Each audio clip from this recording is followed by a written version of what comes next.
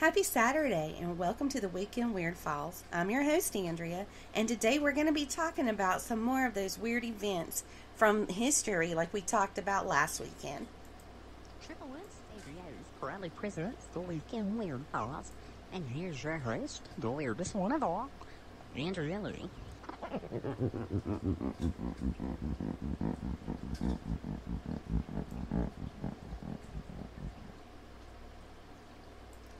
Alright, I'm thinking about making a new intro thing for the Weekend Weird Files, but anyway, let's get started, shall we? Alright, so our first story is it comes to us from outer space. Halley's Comet, I'm sure you've heard of it. It's an astronomical phenomenon that only appears once every 75 years. Its most recent appearance was in 1986 when I was 14 years old. And it's believed that the next appearance will be in the mid 2061. Yeah, in the mid area, like the middle of the year of 2061. And that's like 40 years from now. I'll be 89, so maybe I'll get to see it twice. Who knows? Now, it's not either of these appearances that this story is about, though. I just included them for a nice little introduction. When the comet was set to make its appearance way back in 1910, people got really excited about it. Stores were selling telescopes in larger numbers than ever. Some hotels even offered deals where you could stay in their rooms and you could watch the comet pass over from their rooftops. Now, I think that would be kind of fun to do, and it kind of makes me think of back in 2017 when we had the total solar eclipse. Everybody, I guess, I don't know, because maybe it was a small town and people wouldn't be here, but our town got hit hard. I can remember having to sit in traffic for the first time ever in this town. There was backups, and there was the street that we live on there was cars lined both sides of the streets. It was crazy. But anyway, that's got absolutely nothing to do with my story, and I do apologize. Well, not everybody was excited about Halley's upcoming arrival. A French astronomer, her name was Camille Flammarion. I think I said that right. Well, she believed that the comet's tail contained a toxic gas that would, quote, impregnate the atmosphere and possibly snuff out all life on the planet, end quote. Well, after the New York Times ran that story, some less reputable newspapers took that story and they just kind of ran with it. I'm assuming that's probably like tabloid type material. But anyway, people started to panic.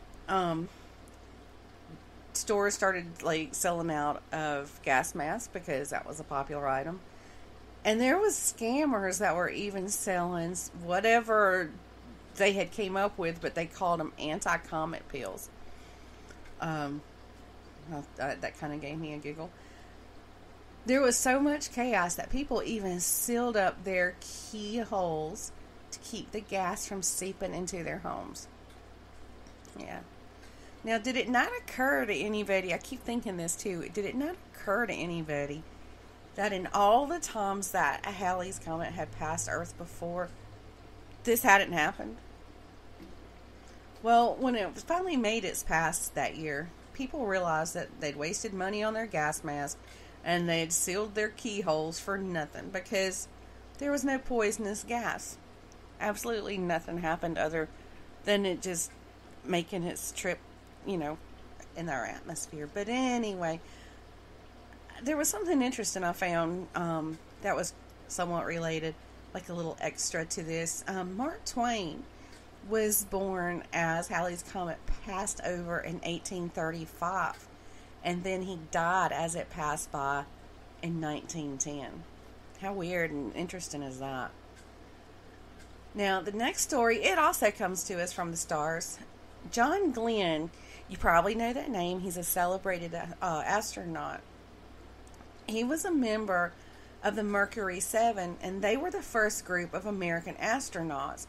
And he was also the first American to orbit Earth. Well, in February of 1962, He climbed on board the Friendship 7 and set off into outer space. In 5 hours, he orbited the Earth 3 times, which means he saw the sun rise and set several times. Well, as he watched these sunrises and sunsets, he started seeing these tiny glowing lights. He radioed back to Earth and he said that each orb looked like a firefly on a really dark night. Well, neither he nor NASA knew what was going on at the time to cause these little glowing lights. And I'm sure that some suspected that it was some type of like alien life form.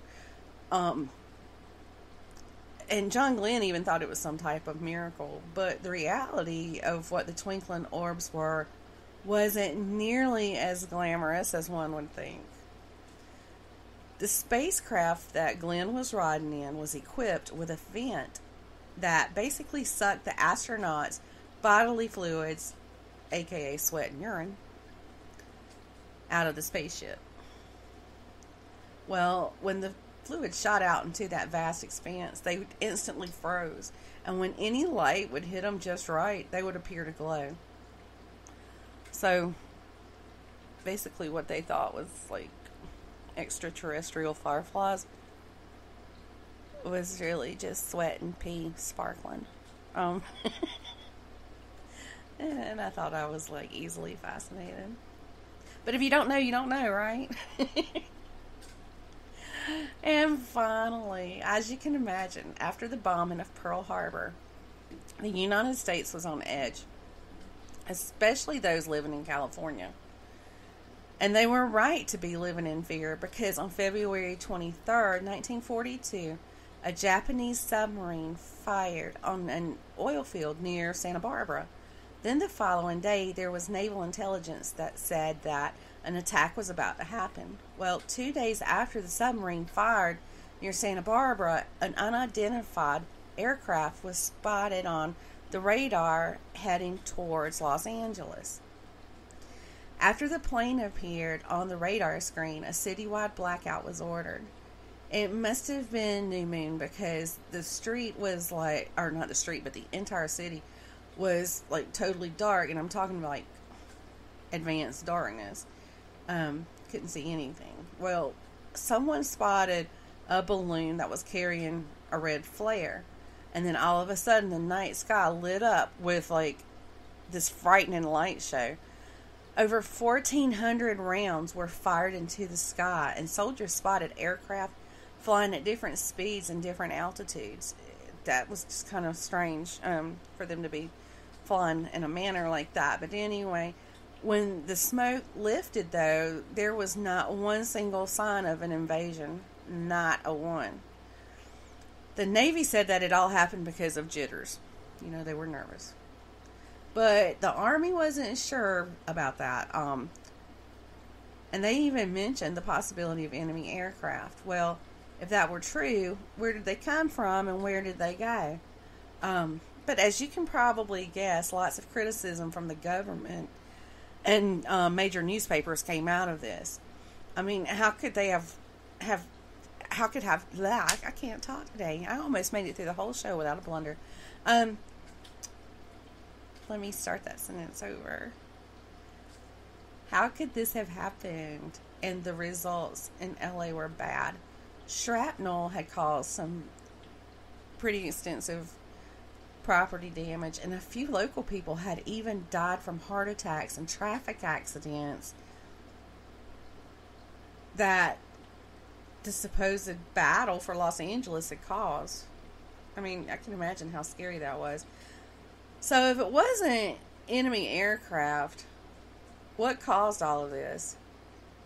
Experts now believe the whole thing was caused by a weather balloon. A weather balloon, y'all. Soldiers freaked out when it drifted over LA. They were already on edge, so I'm sure, it probably didn't take much for chaos to break out.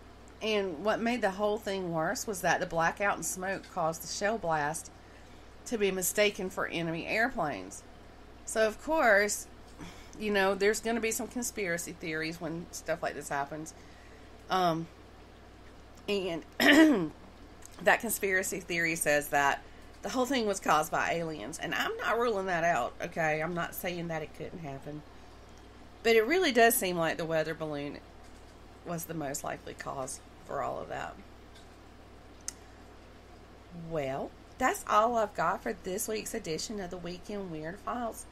I hope y'all have a really good weekend. And hey, if you do the social media thing, find us on Facebook. You can find us at 3M Podcast.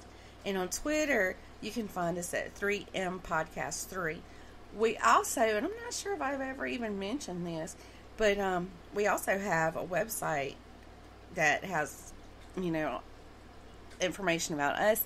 It has all the episodes, whatever, and it's you can find that at www.mysterymurdermagic, and that magic has a K on the end, .com. Have a good weekend, y'all.